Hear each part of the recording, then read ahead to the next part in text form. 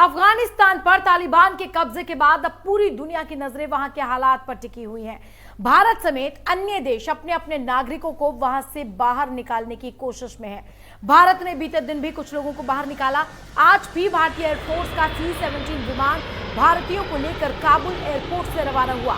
बताया जा रहा है कि इस विमान में भारतीय राजदूत और वरिष्ठ अधिकारियों समेत करीब 130 भारतीय मौजूद हैं। फिलहाल अफगानिस्तान में भारतीय दूतावास को भी बंद कर दिया गया है। वहीं अफगानिस्तान से भारतीयों को सुरक्षित निकालने के मुद्दे पर आज भारतीय NSA अजीत डोभाल ने अमेरिकी NSA से बात की। इस दौरान दोनों के बीच भारतीय नागरिकों और अधिकारियों को सुरक्षित निकालने के मुद्दे पर चर्चा हुई। आपको बता दें कि इससे पहले विदेश मंत्री S जयशंकर की अमेरिकी विदेश मंत्री एंटनी ब्लिंकन से भी बात हुई थी और अफगानिस्तान के हालात को लेकर चर्चा की गई थी। हमारे साथ रक्षा विशेषज्ञ GD बख्शी जी फोन लाइन पर मौजूद हैं। सर, एमएचएन प्राइम पर आपका स्वागत है। नमस्कार। नमस्कार सर, सबसे पहले आपसे यही जानना चाहेंगे कि ये जो हालात अब अफगानिस्तान में बने हुए हैं, भारतीयों के लिए भारत को लेकर कितना बड़ा खतरा है, कितने खतरनाक ये हालात हैं? देखिए, सबसे पहले तो वहां पे अफगान नेशनल आर्मी, ये अमेरिकन ने इंश्योर किया है कि बिल्कुल कोलैप्स हो जाए। जी। 3 लाख हथियार उनको दिए थे, अब वो सब तालिबान के हाथ में आए हैं। तालिबान के हाथों से ISI के पास आएंगे और ISI उनको जम्मू कश्मीर और पंजाब में और बाकी जगहों में भेजने की कोशिश में लग जाए। ये हमारे लिए बहुत खतरनाक हालत पैदा हो रही है, क्योंकि हमारी जो वेस्टर्न फ्लैंक है वो अब काफी इनसिक्योर हो गई है। अफगानिस्तान में एक बहुत फ्रेंडली रेजीम था जो हमारे साथ बहुत कोऑपरेट करता था। गनी साहब का, उनको तो जबरदस्ती अमेरिकनों ने वहां से भगाया है और तालिबान का महिमा मंडन करके उसको वहां पे इंस्टॉल किया गया है। कोई लड़ाई नहीं हुई, कोई कुछ नहीं हुई। और जो आखिरी में काबुल कम से कम होल्ड आउट कर लेता, बड़ी अच्छी वहां पे 111 डिवीजन थी अफगान आर्मी की, एक कोर था जो कि ठीक फाइट कर रहा था। उसको आदेश मिले कि तुम लड़ोगे नहीं, बगैर लड़े तक जो है सरेंडर कर दोगे ताकि खूना खच्चर ना हो। और तालिबान को तो खलीलजाद साहब ने इंस्टॉल किया है। जी। और ये इसके चलते हमारे लिए बहुत ही जटिल समस्या खड़ी हो गई है उस इलाके में, बट फिर भी हम उससे डील कर सकते हैं, कोई ऐसी बड़ी बात नहीं है। भारत एक बहुत बड़ा देश है और हमें बिल्कुल विचलित नहीं होना चाहिए, कायम रहना चाहिए, क्योंकि बहुत सारे हमारे पास भी ऑप्शन हैं। सर, जिस तरह से वहां भारतीय दूतावास को बंद कर दिया गया है और तमाम जो लोग वहां पर भारतीय हैं उनको अब भारत लाने का काम सरकार की ओर से और उनके आदेश पर तेजी से शुरू कर दिया गया है वायुसेना की ओर से, तो क्या ये माना जा सकता है अब सबकी जिंदगी सुरक्षित तरीके से भारत वापसी उनकी हो सकती है और हो रही है? देखिए, ये तो भारत का एक असूल रहा है कि हम अपने लोगों को नहीं छोड़ते। आपने देखा है कुवैत से, इराक से, सीरिया से, बाकी सारी जगहों से कितने बढ़िया एयरलिफ्ट हम लोगों ने ऑर्गेनाइज किए हैं ताकि एक एक भारतीय वापस आ जाए। यहाँ पे नफरी बहुत कम है, लेकिन हालात थोड़ी ज्यादा जटिल है।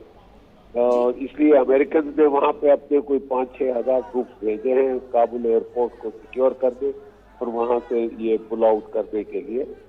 बहुत खराब ऑप्टिक्स है एक सुपर पावर के लिए, और इससे विदित होता है कि अमेरिका एक रैग टैग तालिबान के हाथों पिट गया है, हार गया है, लड़ नहीं सकता, भाग रहा है।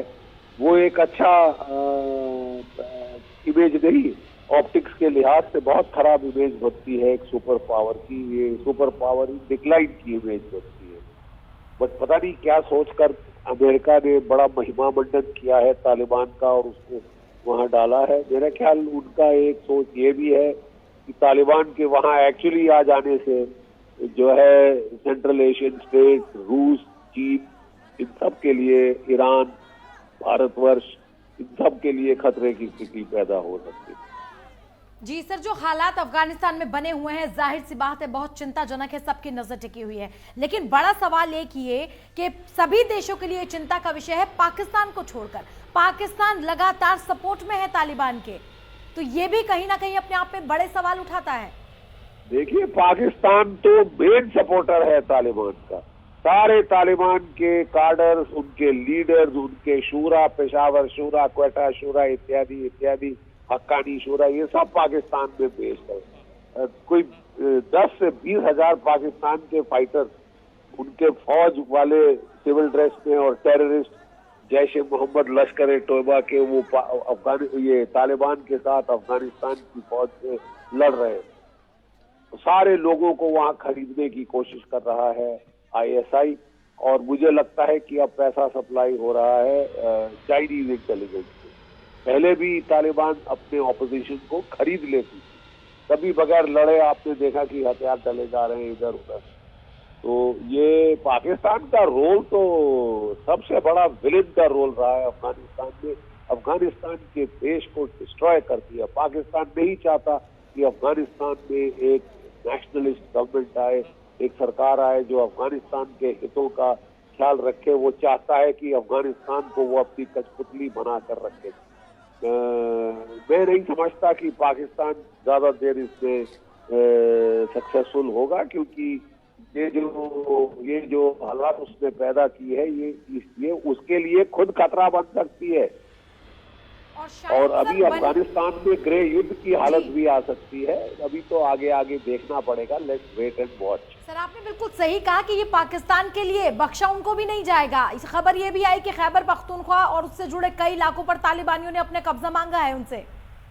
बिल्कुल, कोई भी अफगान जो है वो ड्यूरेंट लाइन को रिकॉग्नाइज नहीं करता, और तालिबान भी जब अपने आप वहां आ जाएगी और उसे पाकिस्तान के सपोर्ट की इतनी खास जरूरत नहीं रहेगी, क्योंकि एक देश उसके हाथ में वो आ गया है। तालिबान की ज्यादा जरूरत अब होगी कि वो इंटरनेशनल रिकग्निशन हासिल करे, इंटरनेशनल एड हासिल करे।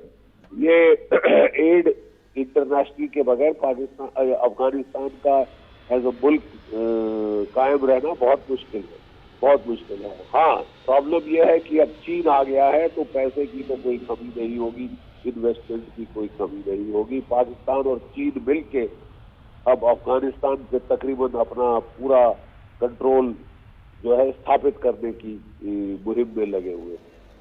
बख्शी जी, एक सवाल यहाँ पर यह भी उठता है कि तालिबानियों की तरफ से कई बार ये बयानात भी जारी किए गए कि अफगानी लोगों को कोई परेशानी नहीं होने दी जाएगी। हालांकि इससे इतर कई तस्वीरें हमने देखी, मार पिटाई की, बहुत सारे अत्याचारों की तस्वीरें देखी।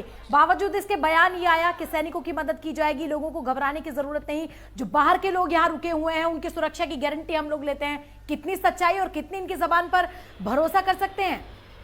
जीरो भरोसा कर सकते हैं। जी, A leopard does not change his spot।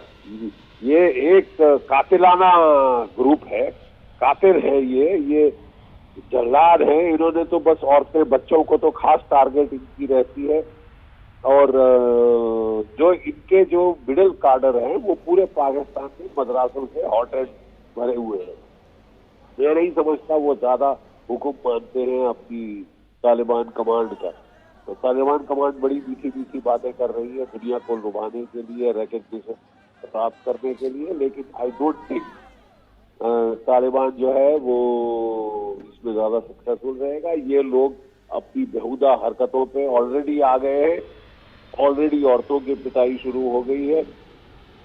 Already वहां पे बच्चियों को स्कूलों से वहां से खदेड़ा जा रहा है। काम पे बैंकों से निकाला जा रहा है। ये बहुत वाहियात एक ग्रुप है, बहुत ही कट्टरपंथी ग्रुप है, और ये दुनिया को 7वीं सदी के टाइम वॉर में फिर ले जाना चाहता है। क्या सर ये खतरा है ये? जी, क्या ये माना जा सकता है कि अफगानिस्तान बिल्कुल वैसी तस्वीर बनने जा रहा है जैसी सीरिया के बारे में कहा जाता है, और सीरिया जिस तरह से अब हो चुका है, क्या अफगानिस्तान भी वैसा ही हो जाएगा? उससे बदतर, क्योंकि यहाँ पे अब तमाम जो एक अनगवर्न्ड स्पेसेस पैदा होंगे, सिविल वॉर की हालत पैदा होगी, और यहाँ पे आईएसआईएस खुरासान तो ऑलरेडी बहुत एक्टिव है वहाँ पे, और जैश ए मोहम्मद, लश्कर ए तोयबा, पाकिस्तान के नेटवर्क वहाँ सारे कैंप बना लेंगे। अलकायदा बिल्कुल वापस वहाँ जिलाएगी। दुनिया भर के टेररिस्ट ग्रुप्स के लिए एक शेल्टर और आरामगाह बन जाएगी। बिल्कुल, और जिस तरह से युवा हैं जिनका एक अच्छा भविष्य हो सकता था, अब कहीं ना कहीं ये चिंता उन लोगों के लिए भी है कि अब उनके युवाओं को गुमराह करके ये लोग अपने साथ मिला लेंगे और कहीं ना कहीं उनको भी आतंकी गतिविधियों में और अपने जैसे तालिबानी गतिविधियों में वो लोग शामिल कर लेंगे और इनकी संख्या बढ़ जाएगी। बिल्कुल बढ़ जाएगी। एक पूरा देश के रिसोर्सेज, एक पूरे देश की पॉपुलेशन अब तालिबान के पास है और बाई एक्सटेंशन अवेलेबल है अलकायदा को, ISIS खुरासान को, लश्कर तोयबा को, जैश ए मोहम्मद को। याद रहे कि एक समय था जबकि कश्मीर में 45% टेररिस्ट जो ऑपरेट कर रहे थे या तो पठान थे या फिर वो अफगानिस्तान में ट्रेनिंग लेके आए। चलिए ये सर स्थिति जी, ये स्थिति फिर दोबारा अब हम देख रहे हैं, इसका अंदेशा हो रहा है। तो सर क्या हम उम्मीद कर सकते हैं कि तमाम भारतीय जो वहां से वापस लौट रहे हैं, विमान कुछ देर में भारत पहुंचने वाला है, सुरक्षित रहेंगे और जो लोग अभी वहां रह गए हैं उनको भी भारत की ओर से सुरक्षित निकाल लिया जाएगा, ये उम्मीद हम कर सकते हैं? बिल्कुल कर सकते हैं, क्योंकि जुटी हुई है हमारी सरकार इसके ऊपर। हमारे NSA साहब लगे हुए हैं और एयरफोर्स के जहाज जा रहे हैं उनको इवैक्यूएट करने के लिए। चलिए सर, बहुत बहुत शुक्रिया बख्शी जी वक्त देने के लिए और तमाम जो अफगानिस्तान में हालात बने हुए हैं उस पर चर्चा करने के लिए। हालांकि पूरी दुनिया की नज़र इस वक्त अफगानिस्तान के हालात पर बनी हुई है, जहां दहशत का माहौल है पूरी दुनिया के लिए भी, वहीं अफगानिस्तान में रह रहे लोग भी डर के साए में जी रहे हैं।